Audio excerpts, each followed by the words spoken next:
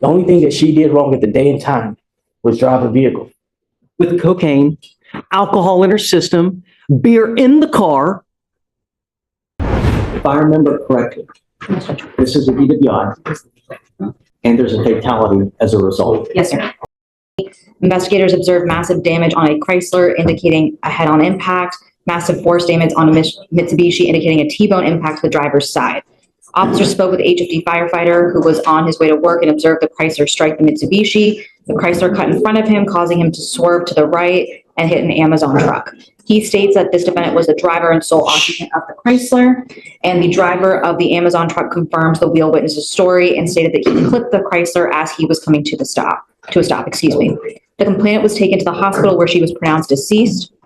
Officers observed an unopened beer can in the driver's seat of the Chrysler. This defendant stated that she was the driver and that she struck the vehicle. They observed a strong odor of alcohol in her breath, red glassy eyes, and slurred speech. She was transported to the hospital, and a DRE arrived, and she was Mirandized and she waived her rights. She stated that an SUV was stopped in a lane and she tried to swerve to avoid hitting it and then crashed into the other vehicle. She admitted to consuming 4 to 5 12-ounce twisted teas and smoking marijuana. And alcohol in the car while she's driving. Yes, sir.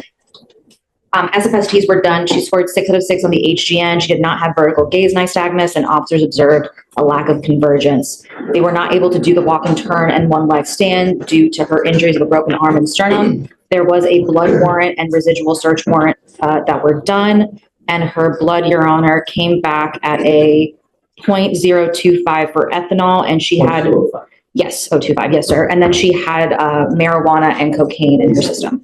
And what's the offer worked out? We worked out an 18-month probation offer with 7 days as a condition, Your Honor. That's not the fact that there's a dead body in this case. Why is it not an intoxication? It's a causation issue, Judge. We looked at it for an upgrade, is my understanding, because the other vehicle was on the roadway. Legally speaking, there's a causation problem, Judge, so that's why we came to the agreement that we have the families on board. I'm not going to think of it. We have a dead body here. She has cocaine in the system. She's got booze in the car while she's driving, and her dead body. I'm not down with that. No, we're going to have to do something else, but I would be remiss a week in jail where we have a dead body.